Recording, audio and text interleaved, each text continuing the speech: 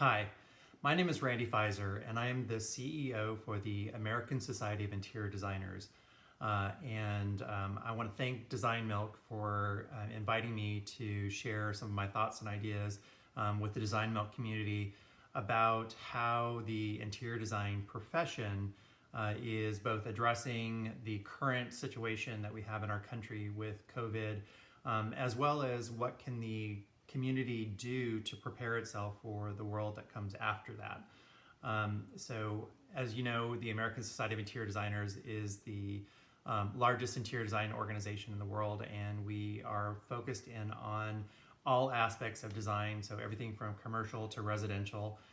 So we're thinking about this very holistically as we are contemplating the world that we're living in today and what we need to do to prepare ourselves for this future. So let's talk a little bit about today.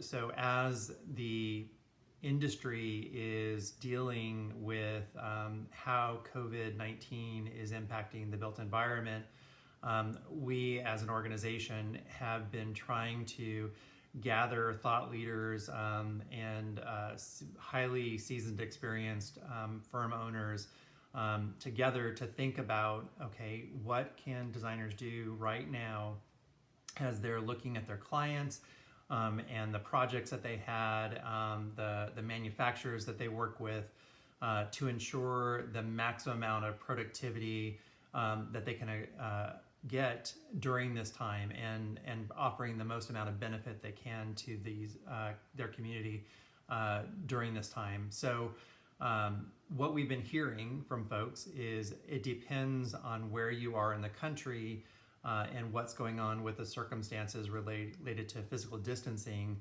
and who is considered to be essential as to whether projects are currently moving forward or not. Also, the overall impact of the sector that you're in and the clients that you serve, and how their businesses are being impacted by this new reality is also impacting projects. So we're hearing everything from certain designers having projects that have gone full steam ahead, actually exponentially moving as quickly as possible forward, so that they are seeing no disruption. In fact, they're seeing a need for more capacity in order to get their projects done.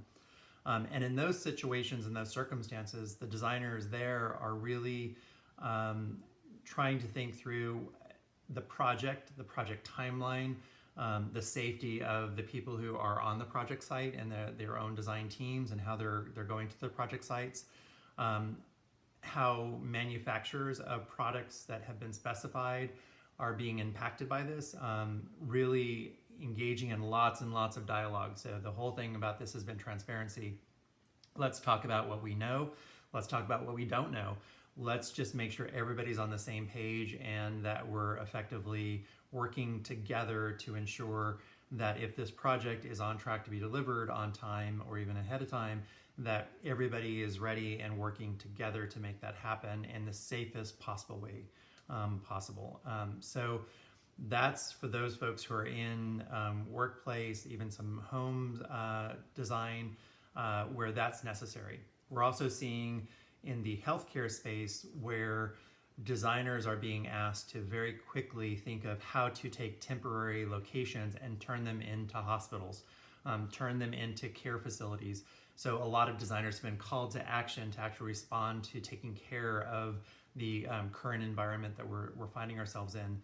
And that has been an interesting piece of work for folks.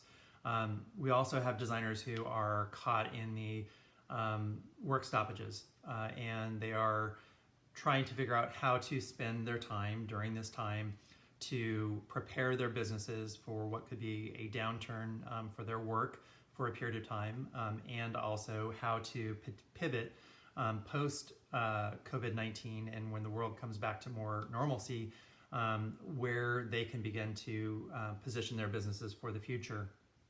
So we are seeing people take advantage of online learning and really ramping up their skills.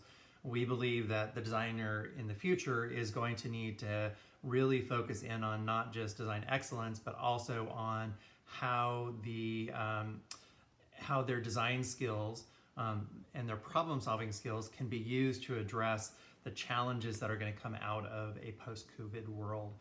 So that means, understanding materiality and materials, and which materials are better in the new world order that we may be facing when we come out of this. What are we going to need to think about as we look about airflow within a space and transmission? So a lot of real deep thinking, and how do you position your business so that people can know and trust that you're the designer who's going to be offering them the solutions that they're going to need to feel better about the spaces that they're occupying. We've, as an organization, have often spoken about how design impacts lives, and that people are spending 93% of their time indoors, more so even now.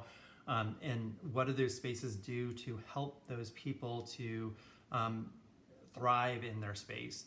And this is a real opportunity for designers to demonstrate those skills, to really articulate what they do and why it matters to human health, to human well-being. And we think this is a real opportunity to do that going into the future. So with all businesses, whether they're working successfully now or challenged, the other thing that we've been looking at is how do we make sure that design and design firms are not forgotten in these financial packages that the government is providing to our community. So ASID has also been advocating on behalf of the profession to ensure small businesses, small interior design businesses, are being considered in the CARES Act. And so we actually had Cory Booker, senator from New Jersey, actually on testifying about this, say, interior design firms need this help, and said that directly from the floor of the Senate. So we're very excited about how we can help the businesses that need the help access the resources they need.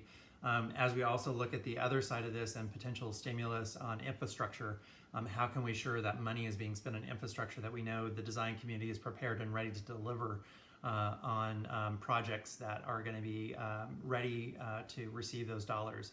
So we have, as an organization, been very, very active helping people to think about their businesses today and to think about their businesses tomorrow.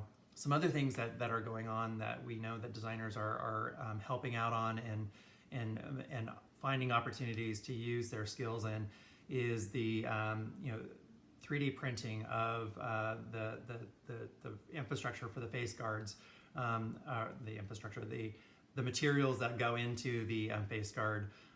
They have been sewing and creating face masks for people. They're, as I mentioned, in these temporary locations where they're creating hospitals, is ensuring that they are designed with the understanding that we have using evidence-based design as creating a facility that really is going to help people who get placed in these temporary locations versus creating more problems because they don't flow correctly, they don't have the right ventilation and circulation of air, and they create more problems than they actually create solutions. So designers are in those conversations all today.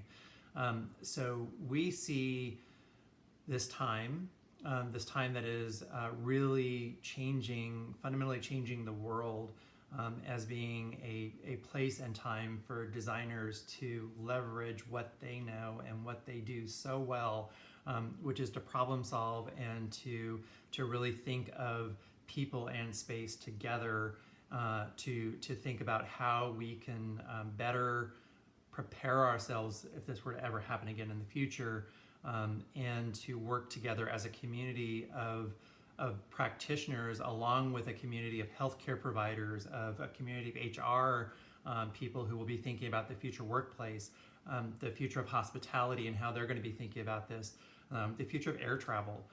Design needs to be in the conversation wherever that conversation is taking place.